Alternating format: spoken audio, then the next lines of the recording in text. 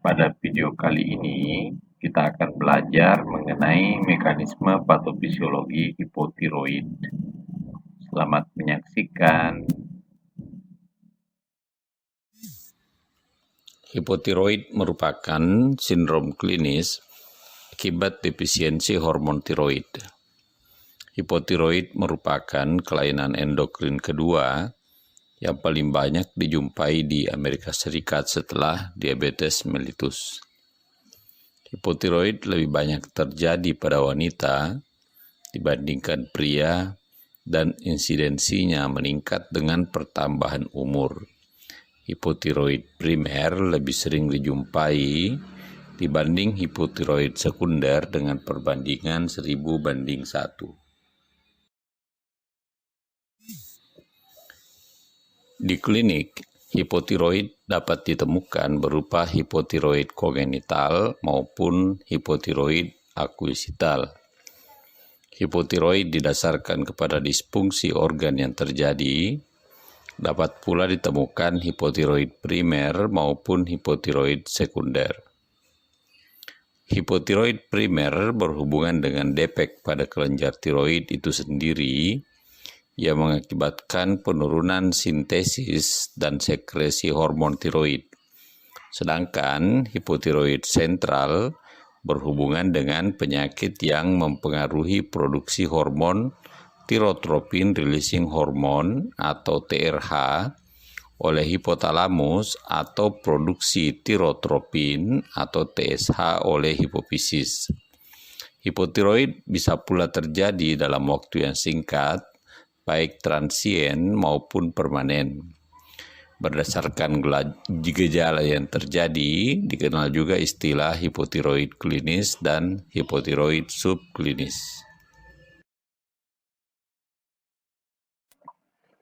Hipotiroidisme disebabkan oleh berbagai faktor, di antaranya kongenital, hipotiroid akuisital, autoimun, operasi atau radiasi, bahan kimia, dan obat-obatan.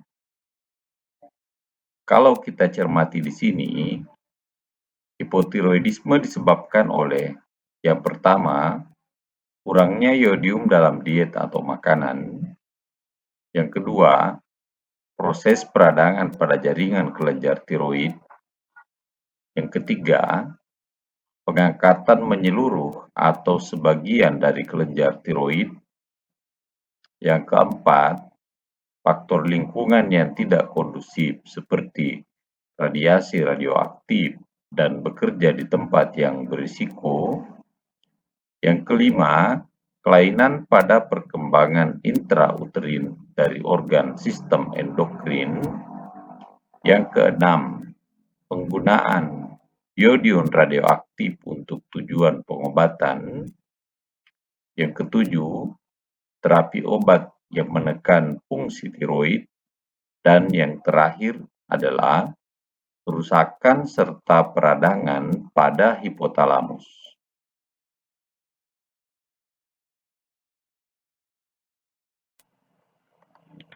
Tanda dan gejala hipotiroidisme meliputi kelemahan, perasaan dingin, peningkatan berat badan dengan penurunan nafsu makan, rambut rontok atau kebotakan, pada paru, napas menjadi pendek atau sesak, efusi pleura atau terjadi penimbunan cairan pada rongga pleura,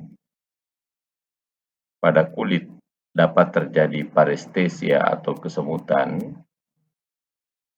miksedema atau kondisi hipotiroidisme berat yang disertai dengan pembengkakan atau edema, pada saluran cerna terjadi konstipasi atau buang air besar kurang dari 3 kali dalam seminggu, asites atau penimbunan cairan pada rongga perut,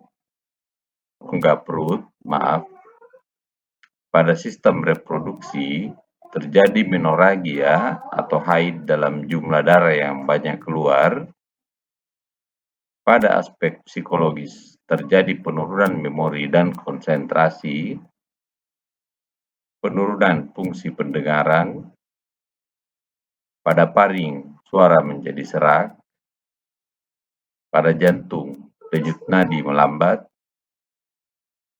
efusi perikardium atau penumpukan cairan dalam ruang di antara perikardium,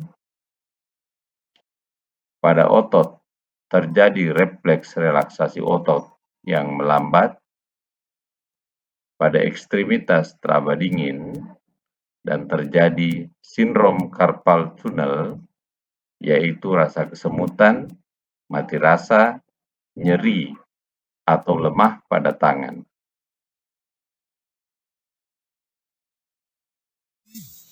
Hipotiroid dapat disebabkan oleh gangguan sintesis hormon tiroid atau gangguan pada respon jaringan terhadap hormon tiroid. Sintesis hormon tiroid diatur sebagai berikut. Pertama, hipotalamus mensintesis dan mensekresikan TRH yang merangsang hipofisis anterior.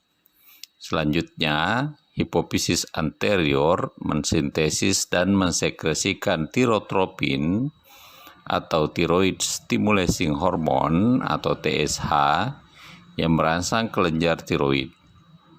Kelenjar tiroid mensintesis hormon tiroid atau triiodotironin atau T3 dan tetraiodotironin atau T4 atau yang lazim dikenal dengan tiroksin yang merangsang metabolisme jaringan yang meliputi konsumsi oksigen, produksi panas tubuh, fungsi saraf, metabolisme protein, karbohidrat, lemak, dan vitamin-vitamin, serta kerja hormon-hormon lainnya. Dalam darah, hampir semua hormon tiroid atau sekitar 99,97% terikat pada protein plasma seperti tiroksin binding globulin, dan hanya hormon tiroid bebas yang tidak terikat secara biologis aktif.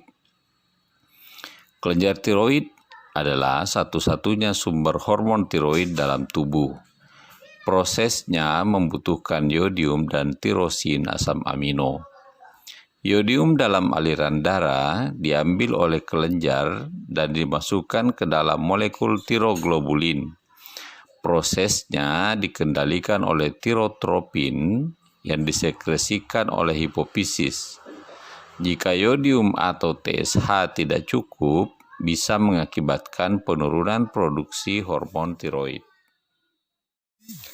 Sumbu hipotalamus, hipofisis tiroid, atau biasa dikenal dengan hypothalamic pituitary thyroid axis, memainkan peran penting dalam menjaga kadar hormon tiroid dalam batas normal. Produksi TSH oleh kelenjar hipofisis anterior dirangsang oleh TRH yang disekresikan oleh hipotalamus. Produksi TSH dan TRH mengalami penurunan akibat peningkatan kadar tiroksin melalui proses umpan balik negatif. Rendahnya kadar TRH, walaupun jarang terjadi, dapat menyebabkan rendahnya kadar TSH sehingga menyebabkan berkurangnya produksi hormon tiroid. Demikianlah video pembelajaran ini kami paparkan kepada Anda. Semoga pengalaman belajar Anda bertambah setelah menonton video ini. Untuk memudahkan Anda dalam menonton video-video kami berikutnya, silahkan subscribe channel ini. Jika video ini bermanfaat, Anda dapat membagikannya ke mereka yang Anda ketahui memerlukan video ini. Terima kasih dan sampai berjumpa kembali di video kami berikutnya.